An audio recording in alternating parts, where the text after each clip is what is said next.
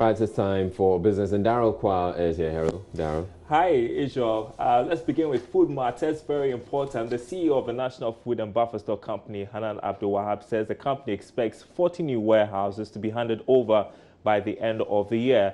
Speaking to Joy Business, he also noted some 8 warehouses under the One District, One Warehouse initiative have already been completed and handed over to them. In 2017, the president sought for the implementation of the One District, One Warehouse initiative. Under this initiative, government intended to construct a 1,000 metric ton capacity warehouse in each district aimed at providing storage facilities for farmers to store surplus harvest anticipated from the Planting for Food and Jobs initiative.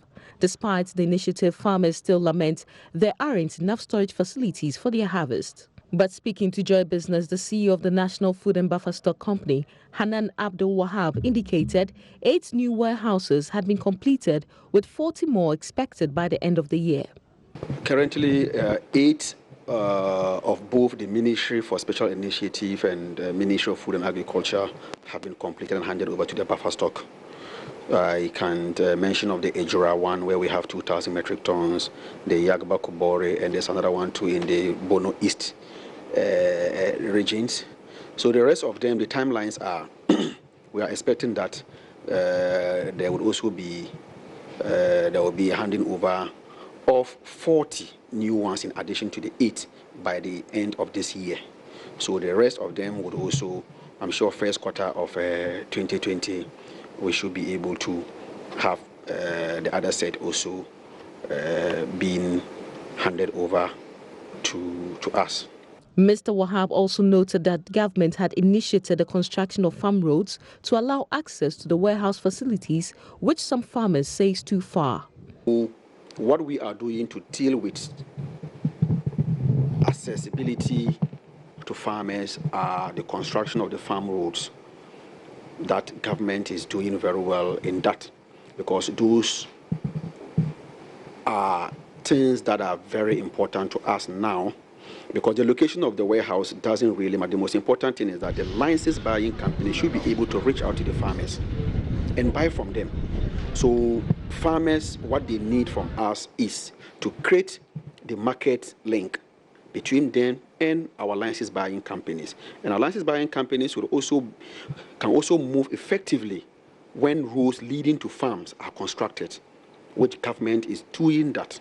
For this year, the National Food and Buffer Stock Company has disbursed close to 50 million Ghana cedis for the purchase of grains. For Joy Business, Sheila Tamaklo reporting. Meanwhile, the Ghana Commodities Exchange has listed sesame on its trading platform, making it the 4th commodity. Chief Executive Officer Dr. Kadri Alpha says with only 10 warehouses, it's difficult to expand quickly. He has been speaking to Joy Business's Odilia Ntianwa. Sesame in particular is a very, very important commodity.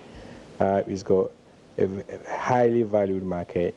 Our farmers are cultivating them. It's very, very new. They have started cultivating them. They haven't been able to optimize, the use of sesame in terms of optimizing their revenue. They are producing them, and it's just a small group of people who are buying it and then paying them anything. So we have decided to centralize it to the exchange now. So what it means is that our farmers can come to the exchange and trade it for better prices. So year to date, what are the figures looking like? Well, we are still in the building blocks. We are still trying to let the market understand what the exchange is all about and the attributes and the benefit that the exchange is bringing in. We've been able to mobilize about 320,000 farmers. Some of them are built into farmer-based organizations. And then we are also trying to train them on how to, trade on the exchange. The exchange has also developed brokers who are actually working on the Ghana, stock exchange, and those brokers are now also working in the Ghana Commodity Exchange. So we are building the market, but what is important is that there's a huge evidence that the services that the exchange is offering is very popular among Ghanaians, particularly farmers and traders.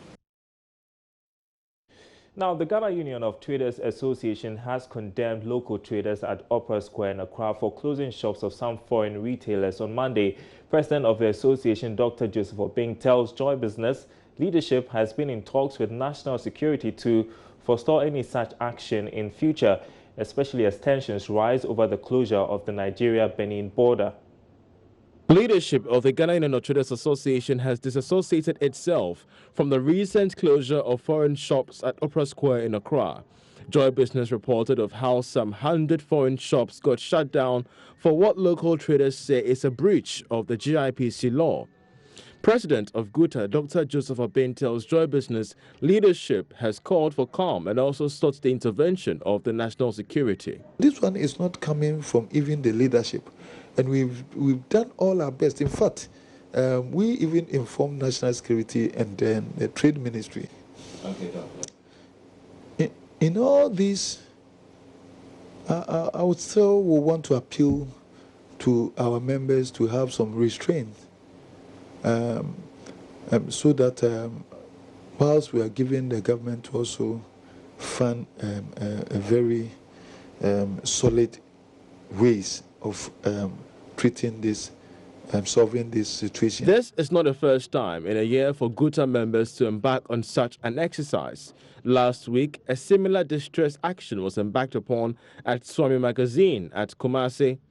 Dr. Joseph Obeng argues that the closure of these shops follows the protracted closure of the Nigerian-Benin border, which has left trucks from Ghana stranded at the borders. So in this particular case, the push factor is the closure of the Nigerian borders.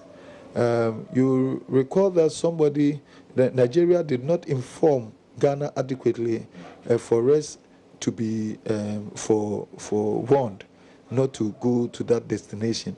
And then people just when their captors are locked.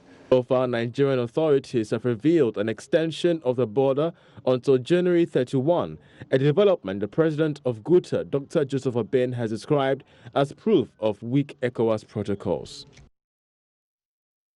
All right, that's all for business for now. My name is Darryl Kwao. We'll be back.